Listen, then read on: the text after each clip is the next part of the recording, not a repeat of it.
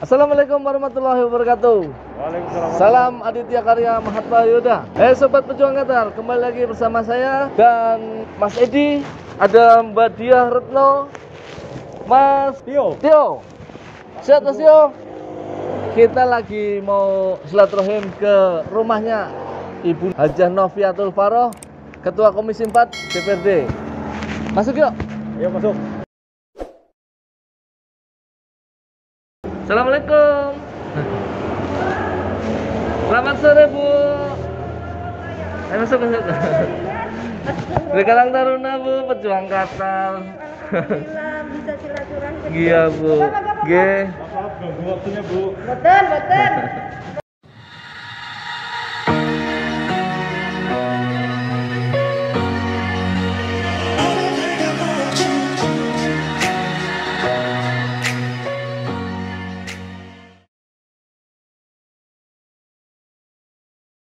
Assalamualaikum warahmatullahi wabarakatuh. Bersama saya Diah Retno Utami dari Kartini Karang Taruna Kabupaten Tegal.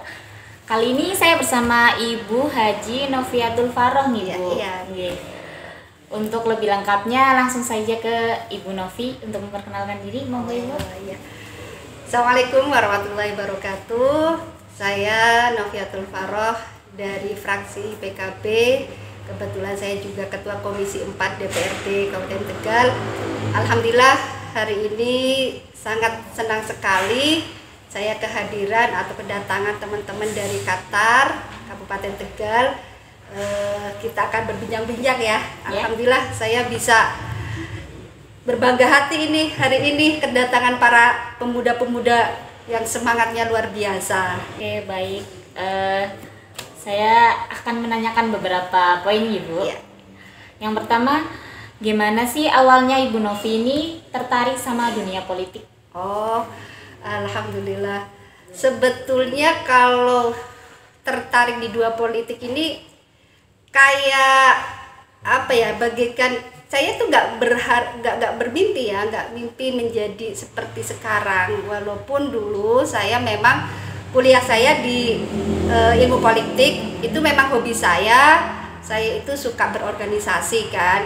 Jadi cita-cita saya itu bukan arahnya ke politik malah, tetapi ini adalah panggilan jiwa saya, memang ingin organisasi itu seperti apa sih biar saya itu bisa aplikasikan ke masyarakat. Nah, kenapa saya bisa seperti sekarang ini? Memang sejarah itu, kembali sejarah. Saya tahun 2004 sebetulnya itu saya sudah dilamar oleh salah satu partai, tetapi karena saya merasa belum banyak berkiprah di desa, saya merasa belum mampu untuk langsung terjun ke politik, walaupun saya itu memang ilmunya ilmu politik. Saya lulus tahun 2002 Mbak. Saya lulus 2002, kemudian tahun 2004 saya dilamar oleh salah satu politik, saya merasa belum. Kemudian di tahun 2009 saya kembali, sisi saya tuh sudah mulai tergerak, saya sudah mulai merasa bahwa oh iya, saya harus saatnya untuk terjun ke politik, tetapi salah satu memang belum saatnya lagi saya untuk bergabung di salah satu politik. Di tahun 2014 kenapa saya mantap? Karena memang ini terus terang, karena pada suatu hari saya kedatangan tamu Ketua PCNU dan Ketua Fatayat yang bahasanya, ayolah Mbak Novi, saatnya sekarang untuk bareng-bareng kita untuk duduk di parlemen untuk menyuarakan suara Nahdlatul Ulama dan suara Fatayat. Nah, sehingga di tahun 2014 saya bismillah dan sami'na wa ata'na dengan para kiai, saya silaturahim, sowan. Kemudian saya langsung terjun ke politik. Tahun 2014 saya bergabung di Partai Kebangkitan Bangsa, dan di situ saya langsung jadi DPR perempuan, salah satu perempuan di Partai Kebangkitan Bangsa. Sampai hari ini tahun 2019 pun saya untuk periode kedua saya menjabat lagi untuk kali ini periode kedua untuk DPRD Kabupaten Tegal. Ya, hebat sekali ya Bu, perjalanannya Ya. sangat panjang Sebetulnya sekali. banyak sekali, ini saya singkat, betul-betul saya singkat ini ya. Gimana lagi? Baik, kalau untuk selanjutnya, pendidikan formal yang Ibu tekuni dan organisasi yang Ibu dari awal sebelum menjadi dewan sampai sekarang apa saja Bu? Yang pertama pendidikan saya, pertama TK, otomatis TK saya di desa sendiri ya. Ya. Terus SD juga saya di Bojong, SMP saya di Pondok Pesantren Darun Najah Jakarta. Kemudian saya aliyahnya tingkat SMA saya di Tambak Beras Jombang, Jawa Timur. Sarjana untuk S1 saya di UPN Veteran Yogyakarta. Nah, mudah-mudahan ini saya sedang melangkah ke S2 karena itu sebetulnya sudah lama saya impi-impikan tetapi belum bisa saya terrealisasi. Insya Allah ini lagi merintis, saya insya Allah lagi lanjut ke S2 gitu. Ya, kalau untuk organisasinya? Kalau organisasi otomatis kalau kita itu kan ada di Bandung NU ya, berarti saya di IPPNU, kemudian saya di Fatayat sekarang kan, karena batas umur Fatayat itu kan 40 sampai 45. Nah, kebetulan saya sekarang menjadi ketua 2 di PC Fatayat Kabupaten Tegal. Keren Kemudian sekali. saya juga wakil ketua ISNU, Ikatan Sarjana Nahdlatul Ulama. Kemudian langkah apa saja sih yang dilakukan Ibu Novi sebagai dewan, khususnya Ketua Komisi 4 membidangi di kepemudaan? Oh iya, ini betul-betul menjadi semangat saya ya. Saya kalau kumpul dengan pemuda itu serasa saya itu muda kembali gitu. Muda kembali. Mudah-mudahan saya akan selalu semangat untuk kepemudaan. Nah, ini langkah yang betul-betul bisa saya aplikasikan. Saya diberi kepercayaan, diberi amanah untuk menjadi ketua fraksi PKB karena PKB ada 14 kursi. Saya menjadi ketua fraksi dan diamanati menjadi ketua komisi. Ini adalah waktu yang tepat untuk saya benar-benar bisa mengaplikasikan apa yang bisa nanti dirasakan oleh para pemuda. Yang pasti saya sesuai fungsi dewan adalah budgeting, legislasi dan lalen. Oh, controlling. Ya, fungsi DPR itu adalah budgeting, controlling dan legislasi ya. Yang pasti yang pertama saya tahun 2017 itu kebetulan saya menjadi ketua Bapemperda. Bapemperda itu alat kelengkapan badan pembentukan peraturan daerah. Saya menjadi ketua Bapemperda.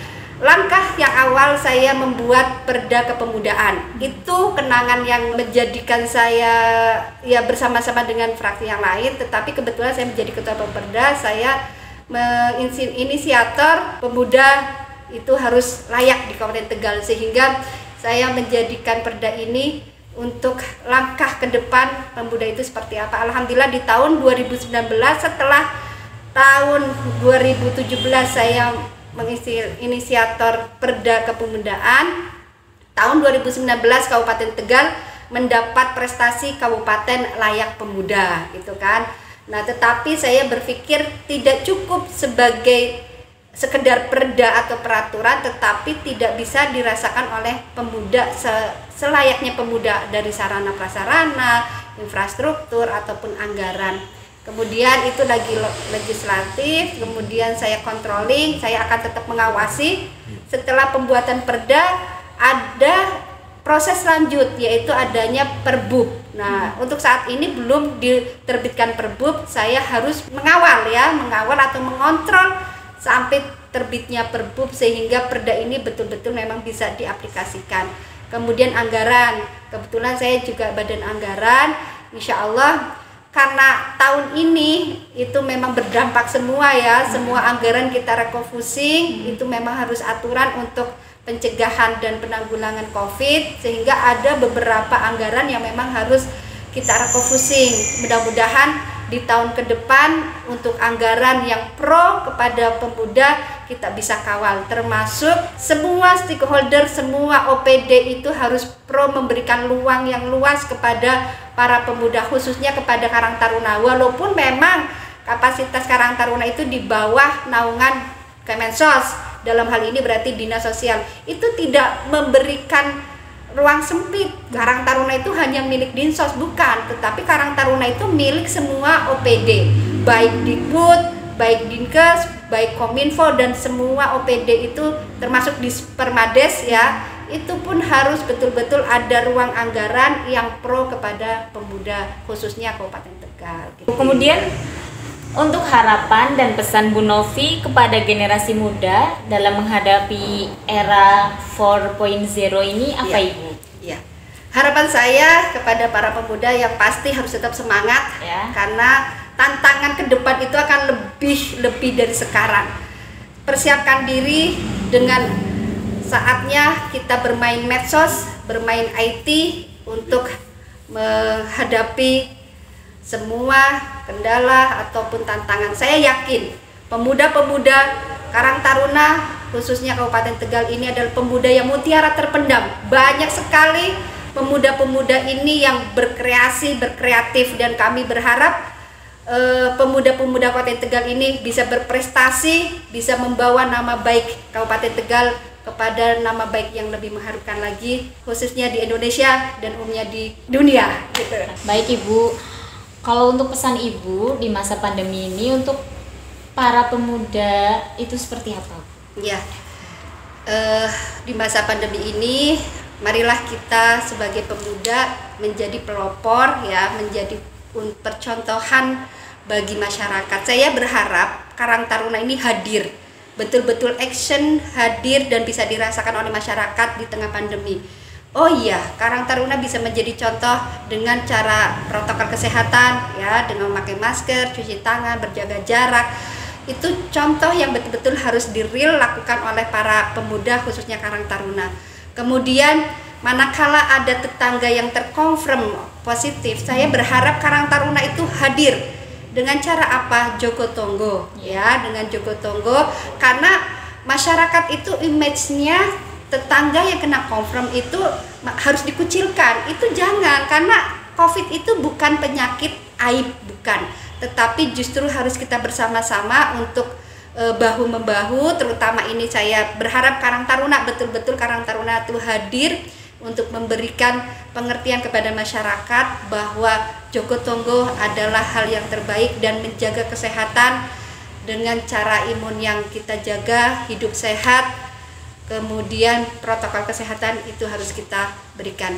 Bisa kami berharap juga dengan Dinas Kesehatan untuk bisa memberikan ruang kepada Karang Taruna dalam hal promosi ataupun memberikan kegiatan itu. Karang Taruna dilibatkan untuk mensosialisasikan cara hidup yang sehat di tengah pandemi ini. Itu yang saya harapkan, dan kita berdoa mudah-mudahan ke depan COVID ini cepat berlalu sehingga kita bisa beraktivitas seperti sedia kala. Terima kasih.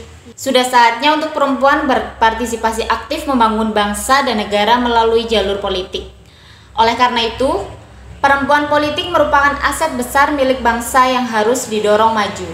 Bukan hanya kuantitas, melainkan juga kualitasnya. Baik, demikian wawancara saya dengan Ibu Haji Noviatul Faroh selaku Ketua Komisi 4 DPRD Kabupaten Tegal dan sekaligus Ketua 2 TC Fatayat NU Kabupaten Tegal. Wassalamualaikum warahmatullahi wabarakatuh. Waalaikumsalam warahmatullahi wabarakatuh. Dadah.